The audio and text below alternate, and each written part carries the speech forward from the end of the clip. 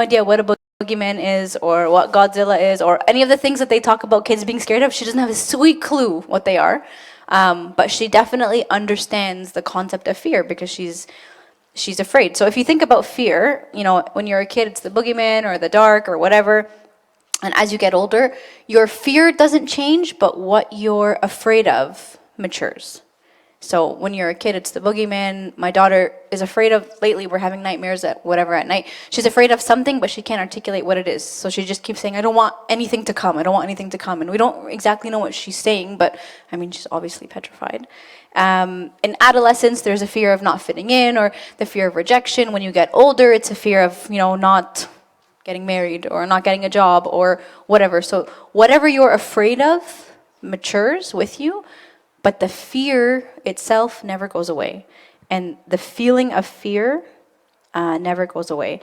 And fear is its most powerful when it goes unchecked, right? So think about when there's a little kid and they're afraid of the dark. What do you tell them to do? Turn on the lights, right? Bring everything out in the open. Shine a light on whatever it is you're afraid of, and you won't be afraid of it anymore. That's what we're going to do today, okay? We are turning on the lights to whatever it is you're afraid of. But it's going to require some deep digging and some personal, and anyways, let's just start. Okay, so just like last week, I handed out some Bibles because iPhone apps are not good enough, friends. They're not good enough. So get cozy because we don't have enough. I have selfishly taken one just for myself. And I need everybody to turn to 1 Kings 19.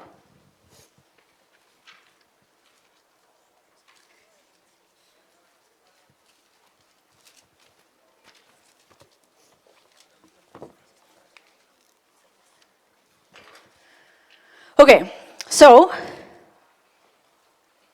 just some context, okay? Where we stopped last week was Elijah on Mount Carmel. So Elijah, we talked about boldness. He was this giant of faith last week, walked into a room of people who hate him, okay? Walked into a room of people who were offended by him and essentially told them off and showed them that they were wrong. Okay, so Elijah is literally on the peak of his boldness, and he's on the peak of being this giant of faith. Okay? Part of what we're going to talk about today is how irrational fear is. It's extremely irrational.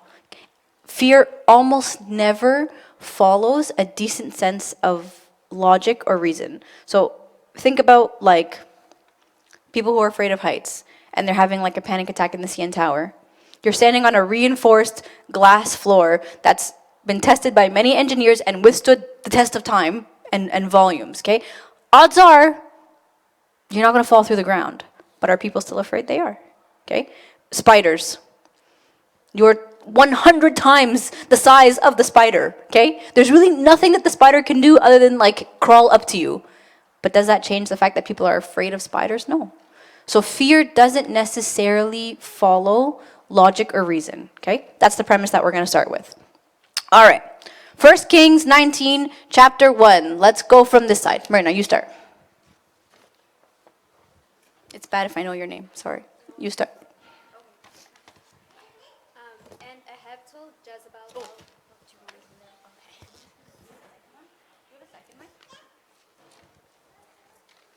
You start. Okay. And Ahab told Jezebel all that Elijah had done, also how he had executed all the prophets with the sword. Then Jezebel sent a messenger to Elijah, saying, So let the gods do to me, and more also, if I do not make your life as the life of one of them by tomorrow about this time. And when he saw that, he arose and ran for his life and went to Beersheba, which belongs to Judah, and left his servant there. Okay, so let's frame what just happened, okay?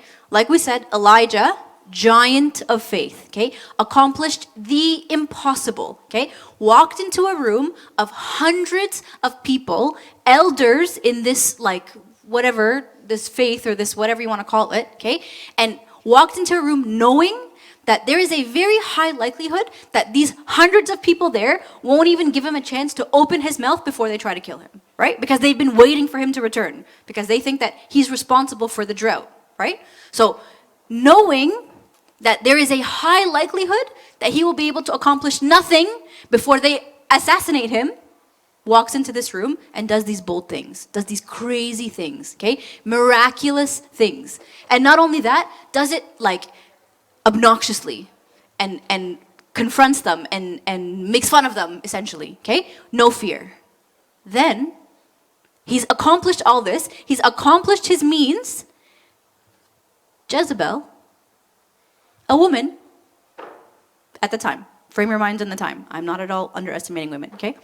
Jezebel, a woman, tells him, I'm coming for you. And what does Elijah do? He runs like a little girl. That's what he does. This giant of faith runs, like it says, like arose and ran for his life. Okay? Runs. It doesn't make any sense. You had a higher likelihood of being killed when you were faced with those hundreds of people. You had a higher likelihood of being killed when you insulted them. You had a higher likelihood of being killed when you are one person against hundreds of them. One idle or not idle, doesn't matter, threat, and you run for your life? What happened? What happened? What happened in between walking into that room knowing that your death is imminent and this? What changed? Where did the boldness go? Where did the fear go?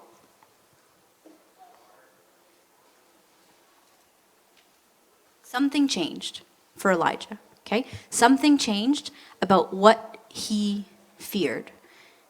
And what I want us to talk about today is the actual cause of your fear.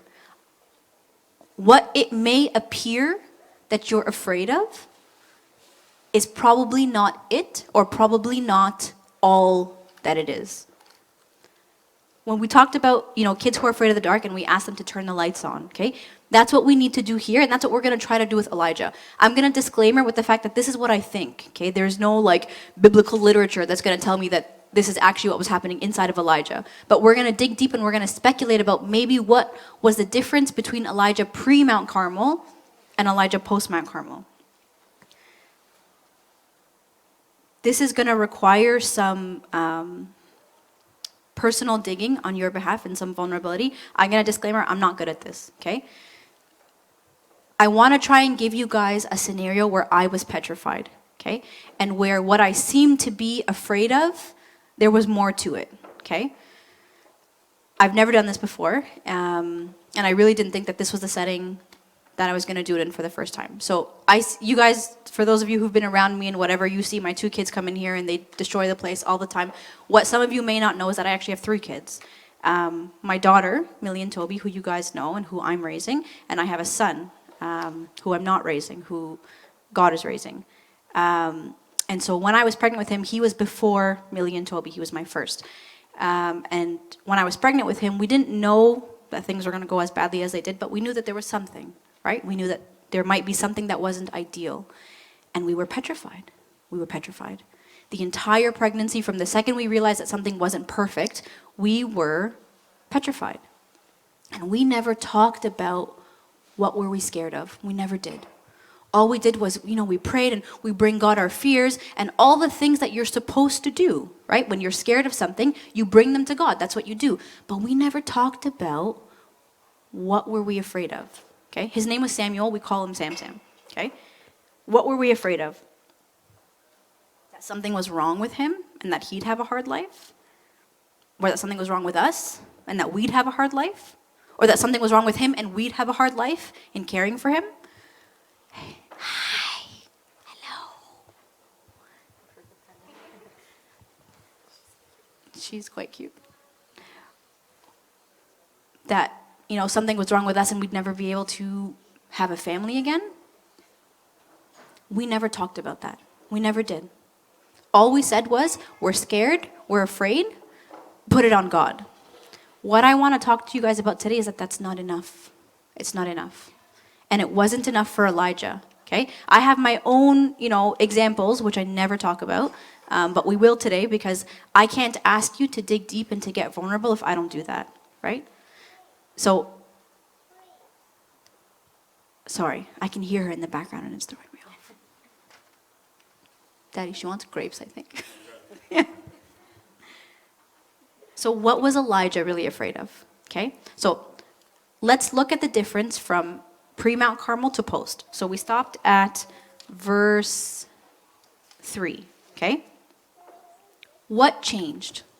Elijah was the same person that he was prior to Mount Carmel. He was the same person, okay?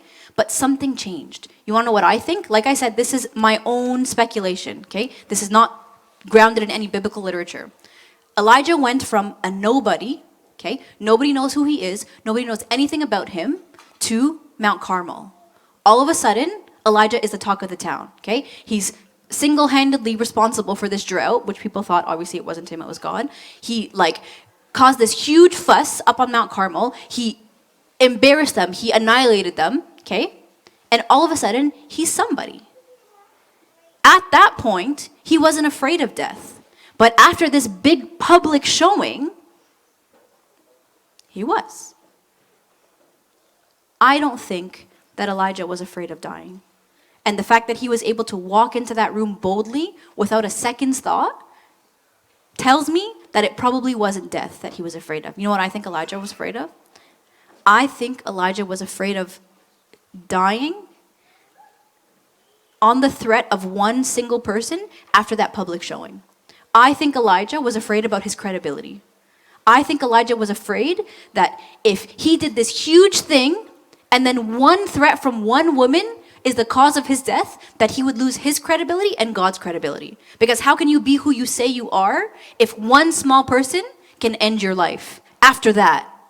That's what I think Elijah was afraid of. Because Elijah had never run away from anything before. And Elijah had never run away from death before. But all of a sudden, after this huge public whatever, he's running away and hiding in a cave. So on the surface, it looks like Elijah's afraid for his life. But I don't think that that's what that is. I think Elijah is afraid for his credibility. Afraid about how that's going to make him look, right? Think about somebody who, has lost their job. You probably, if you're not married, live at home with your parents, you've been graduated for X amount of years, you have enough money. And even though your fear about your job, you can call it, I'm worried about financial security, but is that actually what it is? Or are you more afraid about what people think of you now that you're unemployed? Are you more afraid of who you're not going to be able to marry now that you're unemployed? Are you afraid of what credibility you've lost now that you're unemployed? Do you see what I'm saying? What you seem to be afraid of, there is more underneath. And you cannot deal with that fear until you bring that more to the surface, okay? When I was pregnant with my son, and we didn't know that he was going to pass away, him passing away was something that was a complete surprise. Yeah, we were afraid for his his prognosis, what our life was going to look like. Does that mean that we can never, whatever? But what was I actually afraid of? I was actually afraid that God is not going to give me what I want. I want to have a family, and maybe his answer is no. And I'm afraid that that's what his answer is. It is a lot easier and more productive to deal with that than for me to deal with an umbrella concept of I'm just scared. That's not enough. That's not enough for you to fix whatever it is you're afraid of. And it wasn't enough for Elijah. So I'm going to get you to, keep going. Can you start from verse 4? Sure. I think I lost it. Oh, 19. Okay. Yep. But he himself went a day's journey into the wilderness and came and sat down under a broom tree. And he prayed that he might die and said, "It is enough. Now, Lord, take my life, for I am no better than my father's." Stop there. So Elijah is praying for death. He's not afraid of dying. He's not afraid of dying, okay? Jezebel's threat to his life, it's not the concept of death that's scaring him. He's praying to die. He's praying, Lord, it's very dramatic. Don't get me wrong. Okay, he's being very dramatic. But Lord, take my life. But it's not the concept of death that he's afraid of. I don't think it's coincidental that when he retreated into the wilderness in isolation by himself, that's when he prayed for death. Because there's nobody around to see him. There's nobody around to tell Jezebel what happened. There's nobody around to contradict his big story of faith and confidence and certainty in God. There's nobody around. So sure, if he has to die, I'd rather do it in the privacy of the wilderness where nobody can take away from my credibility or the credibility that I'm trying to give God. It's not death.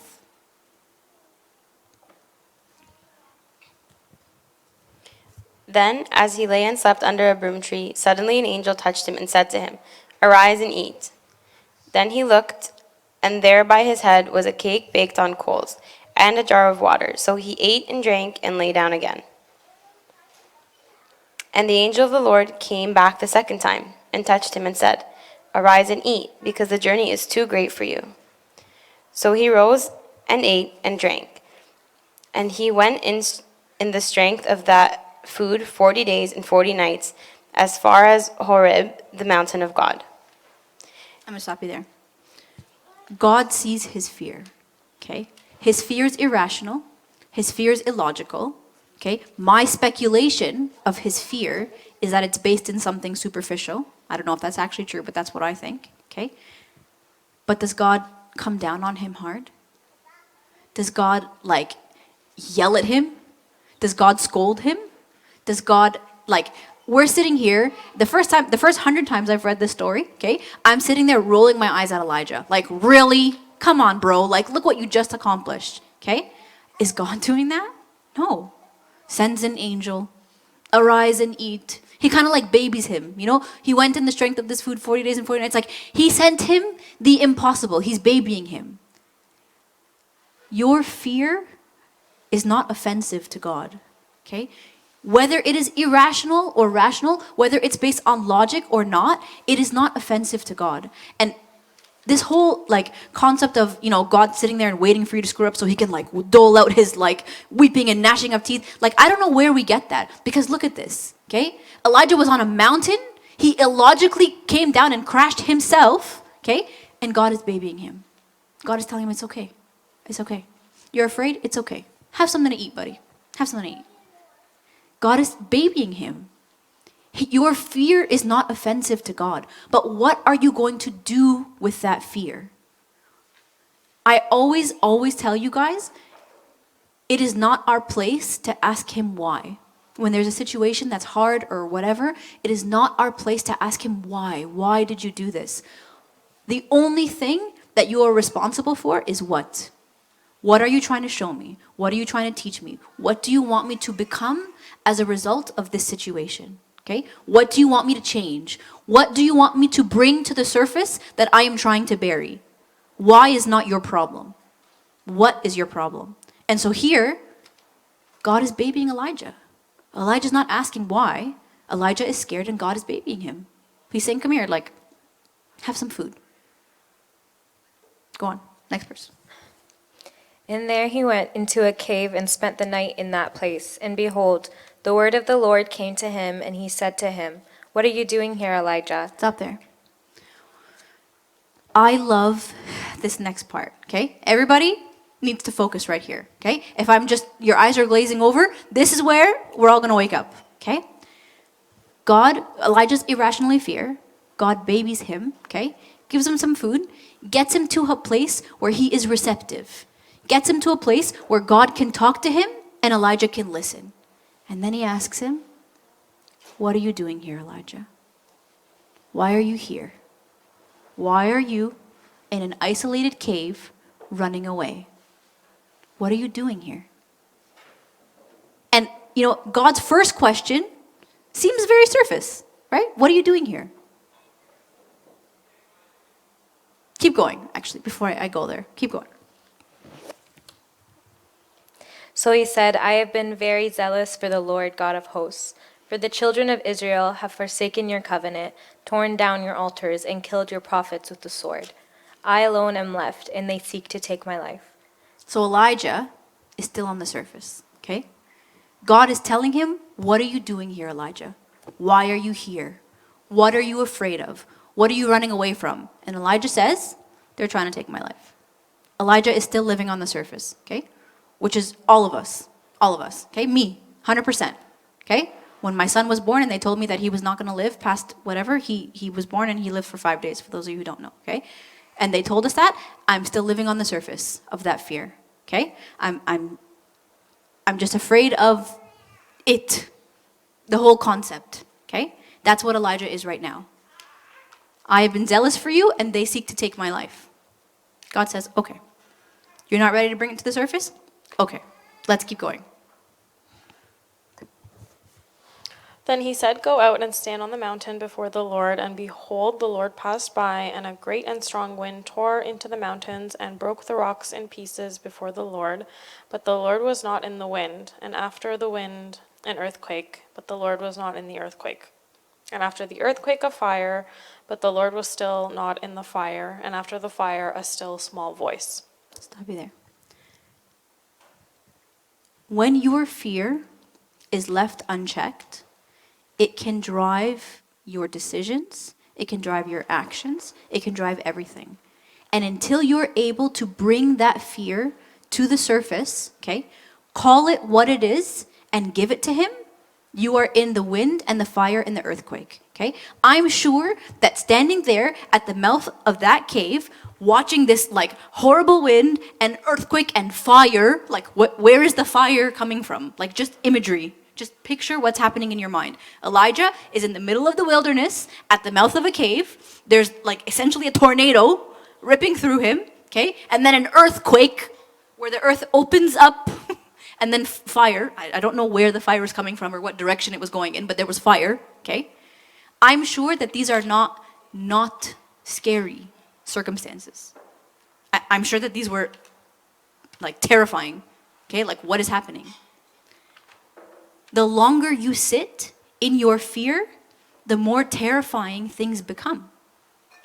Very much, okay? The longer you sit there and you leave it unchecked and you leave it undealt with, the more terrifying things become. Because not only is your fear responsible for what you're afraid of, but your anticipation of that is responsible for what you're afraid of. And so now, Elijah, not bringing anything to the surface, is afraid of whatever he's afraid of.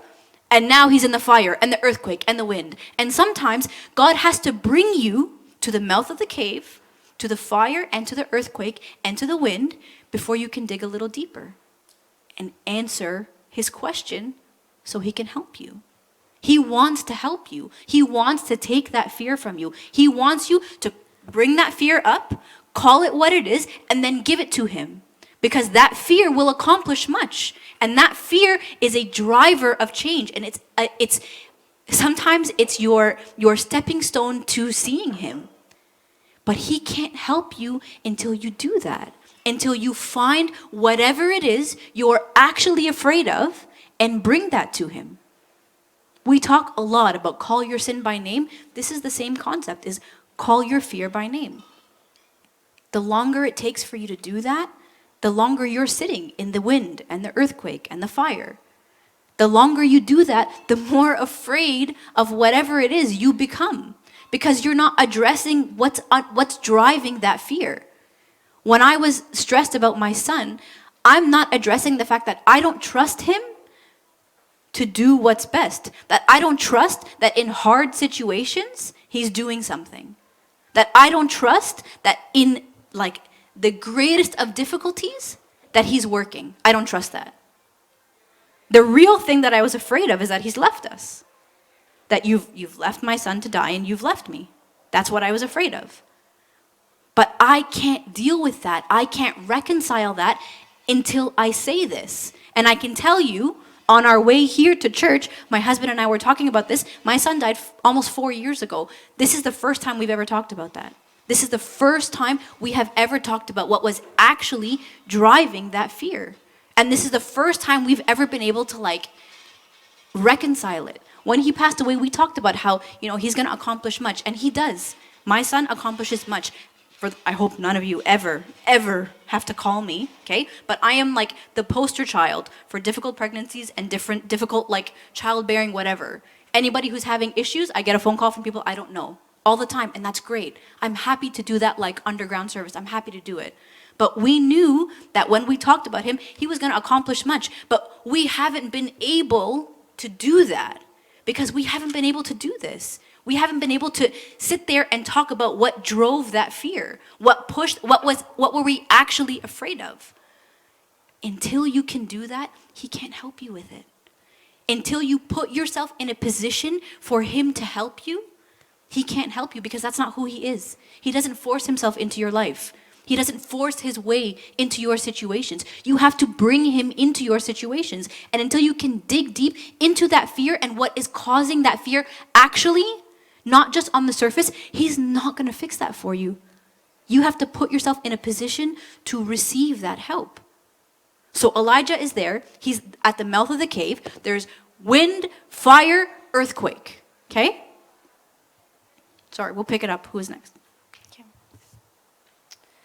So it was, when Elijah heard it, that he wrapped his face in his mantle and went out and stood in the entrance of the cave. Suddenly a voice came to him and said, "What are you doing here, Elijah?" I'll stop you there. This is the second time God has asked him. Okay? So the first time, God tries as much as he can to bring him to a place where he's going to receive his voice. Okay? Eat something, like get some strength, whatever. What are you doing here, Elijah?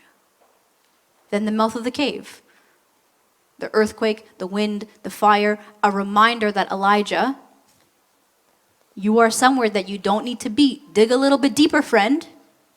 And he asks him again, what are you doing here, Elijah?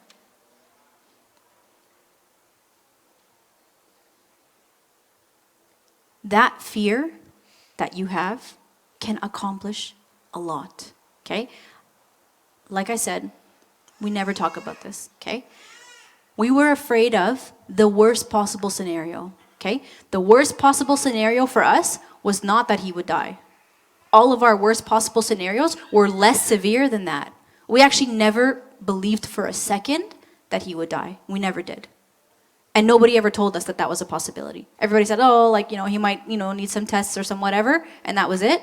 Nobody ever talked about that, okay? We were afraid of the, worst possible thing that could have happened, okay? And it did. It happened, okay? I have never seen God more clear than there. Never. In my life. It's never happened. Before Sam, I used to talk about how I saw God in Africa and that's where everything is clear there and whatever. And you know what? I still stand by that. The second my kids are old enough to be independent, I'm out, because I don't want to give them Ebola and whatever, okay? I'm out. And I'll be back in Africa in a heartbeat, 100%. Africa was one of the best things that ever happened to me. But if you ask me, when did he become tangible to you? June 27th, 2016. That was the day my son died. He was born the 23rd and he died the 27th, okay? I saw a mercy that used to be conceptual to me. I saw it tangibly in front of me. I felt like I met God for the first time in Africa. I felt that I sat with God for the first time when he died, okay? That fear that you have can accomplish much. It can. If you let it. That fear that you have that is driving you to hide from things or to run away or to not dig deeper when you need to dig deeper, when you bring it to the surface and you give it to him and you lay it at his feet, he will accomplish much, okay? When they told us that he was going to die, I was petrified that I would never be able to have a family again. Check, okay? That he would die, that I would meet him, I would fall in love with him, and he would die and I would never be okay, okay? Met him, check. Fell in love with him, check. He died, check. Am I okay? Not right now. But generally, yes, I am. The worst possible thing that we thought could have happened from our fear, it happened. And we're okay. We are. Obviously, there are times when we're not. Sorry. This is why we haven't done this yet. But are we okay? We are. Not right now, but usually. Are we arguably stronger? We are. We are. When people go through difficult situations, are we stronger for them? We are. Are we better because we knew him and because that happened to us? We are. Do we trust him more because that happened? We do. Is there anything that you can throw at me now that will shake me? Yes, definitely. I'm definitely not Elijah. I'm definitely not a giant of faith. But is there as much? No. I am a different person. The thing that I feared the most changed me. It changed my whole life. It changed my family, it changed my marriage, it changed my service, it changed my relationship with God. The thing that I feared more than anything. This is going to sound like very insensitive, and I hope that none of you will understand this because you've never experienced a loss, but him dying was the best thing that ever happened to my relationship with God. It was. Because I now know him better than I have ever known him. I now see sides of him that were only conceptual, that were only things that people talk about, like hypothetically. I'm better. I'm stronger. My relationship with him is better. It is based on like a foundation and not just empty words. It is based on seeing him and knowing him and experiencing him, not just words. When people talk about mercy, when we're in the liturgy and people say, Lord, have mercy, that's not rote to me. That's not empty words. I've seen that. I've seen the tangible definition of mercy. My son dying was harder on everybody around me than it was on us. Because what he made us from Sam, like, it's like night and day. There are things in this world, in situations in this world that are scary. They're scary. I get it, okay? I get it. And that's not to say that after him, I was like, every single pregnancy was a walk in the park for me. It wasn't. We were scared every second of the way with every other pregnancy. And none of my pregnancies went smoothly, okay? But what were we scared of? We could tell you. We could tell you. When I was pregnant with my daughter Millie, what were we scared of? I'm scared that you're going to take her away the same way you took him away. I'm scared that I'm pushing my will forward in having a family, but maybe this is not yours. Maybe you don't want me to have any kids. My prayers changed because my prayers with him became honest, because I could figure out what was I actually afraid of. And it is a lot easier for him to take what I'm actually afraid of and fix that, okay? It is a lot easier for him to tell me, okay, you're afraid of not having a family? Don't worry, I got you. Than for me to just say, I'm afraid, fix it. It is a lot easier for him to take my fear of public perception and say, you know what, God, I'm afraid of what people are going to think of me. It is easier for him to come to me and say, it doesn't matter what they think of you because this is what I think of you. I can respond to that as opposed to, I'm just scared. Do you see what I'm saying? You have to bring it forward. You have to call it what it is in order for him to fix it. You have to take it and turn the lights on in order for you to give it to him to fix it. He can't fix it until you give it to him, and you can't give it to him until you know what it is. And so what I hope, okay, that we get out of today is that ability to just dig past the surface. Is that whatever you're afraid of, whatever is holding you back from whatever, okay, you dig through the surface until you find out what it actually is. And then when you can figure out what it actually is, you give that to him. And I promise you, okay, what he will accomplish with that fear is something you've never seen in your life. Like never. I always talk about how God works when you're outside of your comfort zone. Man, does he work. When you're petrified, you figure it out and you give it to him. Am I on time? On time, 12:32. Sorry guys, I know this was a little bit heavy. Any questions, thoughts? Just want to say thank you for sharing your story. Anybody else? No? All right. Verena? We can smile, guys. I promise. I'm okay. I got 2 kids. We're good. We're good. No, I honestly just want to thank you for being so raw and so vulnerable. I think is something that is so rare to have. And I just want to thank you for sharing your story and for just being open with us. And I think it's really important to have talks like that.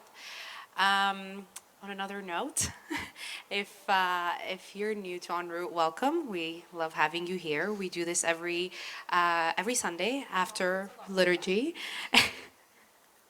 This was good. This was good. It was much needed. We do this every week from 11:30. We start with some food and fellowship, and right at 12 we start with a talk, and usually we wrap up around 12:30. The setting looks a little bit different, as you noticed.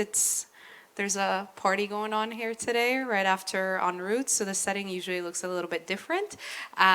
If you're not on the mailing list, please speak to me or speak to Christine. She's right there, and we will add you on the mailing list. We send just one email every week, and we just give you a little bit about our updates, about what's happening, and please invite friends. Come here. It's a great place to just be around church, around other people right after church.